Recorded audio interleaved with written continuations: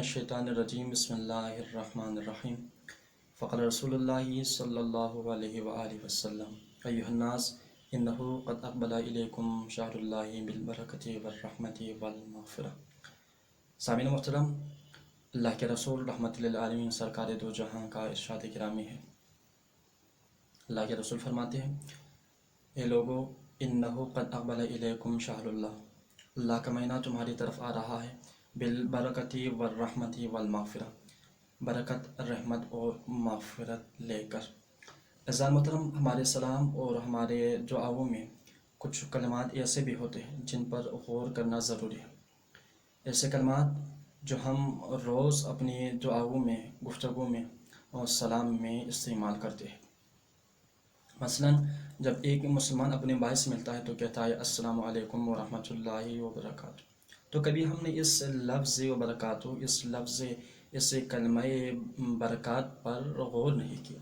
اسی طرح ہم درود ابراہیم پڑھتے ہیں تو اس میں بھی ہم کیا کہتے ہیں؟ اللہم بارک علی محمد و آل محمد کما بارکت علی ابراہیم۔ پروردگار برکت نازل فرما محمد اور آل محمد پر، اور جس طرح ابراہیم پر برکت نازل فرمائی تھی۔ تو عزیزان محترم، ہم نے کبھی اس لفظ برکت پر غور نہیں کیا۔ یہ استعمال تو آئے روز ہماری گفتگو میں، دعاؤں میں، نماز میں ہوتے ہیں۔ جیسا کہ ہم دعائے قنوت میں پڑھتے ہیں، بارک لی فیما آتیت، پروردگار جو تو نے مجھے عطا کیا ہے اس میں برکت ڈال دے۔ تو ہم یہاں پر بھی لفظ برکت استعمال کر رہے ہیں۔ اور اسی طرح ہم شادی پر مبارکباد دیتے ہوئے کہتے ہیں بارک اللہ لکما، پروردگارہ ان دونوں میاں بیوی کو یہ شادی ایک دوسرے کے لیے باعث برکت قرار دے، باعث برکت بنائے۔ تو یہ جو لفظ، یہ جو کلمہ ہے، ہم دعاؤں میں، نماز میں، گفتگو میں ہر جگہ استعمال کر رہے ہیں، لیکن ہم نے کبھی اس لفظ برکت پر غور نہیں کیا۔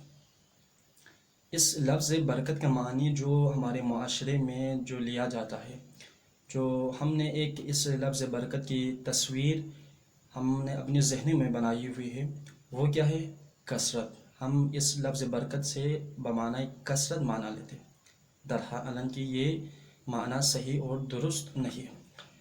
برکت بمعنی کافی ہونا ہے، کفایت ہے، اور کافی ہونے میں اور کثرت ہونے میں فرق ہے۔ ایک مرتبہ کثرت ہے اور ایک مرتبہ کافی ہے۔ ایک شخص کے پاس ایک گھر ہے، وہی ایک گھر اس کے لیے کافی ہے، اس میں اس کے لیے سکون ہے، اس میں اس کے لیے راحت ہے، اس کے لیے عبادت ہے، اس کے لیے اس گھر میں نیند ہے۔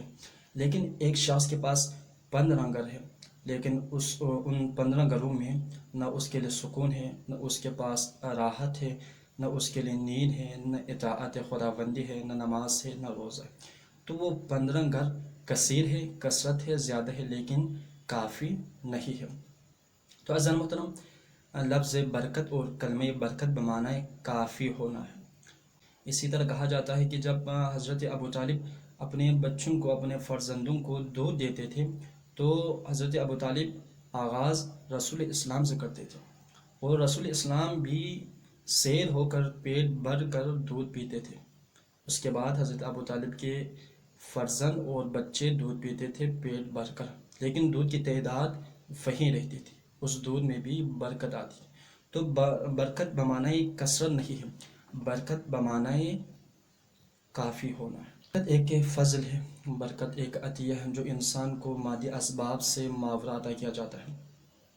تو جب اللہ کسی کی عمر میں برکت ڈال دیتا ہے تو اس کو زیادہ سے زیادہ اطاعت کرنے کی توفیق دیتا ہے، یا زیادہ بلائیاں جمع کر دیتا ہے۔ اسی طرح جب پروردگار عالم کسی کی صحت میں برکت ڈال دیتا ہے تو اس کے صحت کو زیادہ پائیدار کر دیتا ہے۔ اسی طرح پروردگار عالم کسی کے مال میں برکت ڈال دیتا ہے تو اس کے مال کو زیادہ بھی کر دیتا ہے، اس کے مال کو صالح بھی کر دیتا ہے، اور صاحب مال کو خیر کاموں میں مال خرچ کرنے کی توفیق بھی دیتا ہے۔ اور اسی طرح پروردگار عالم اگر اولاد میں برکت ڈالتا ہے تو صاحب اولاد کو اولاد کا حسن سلوک نصیب کر دیتا ہے۔ اور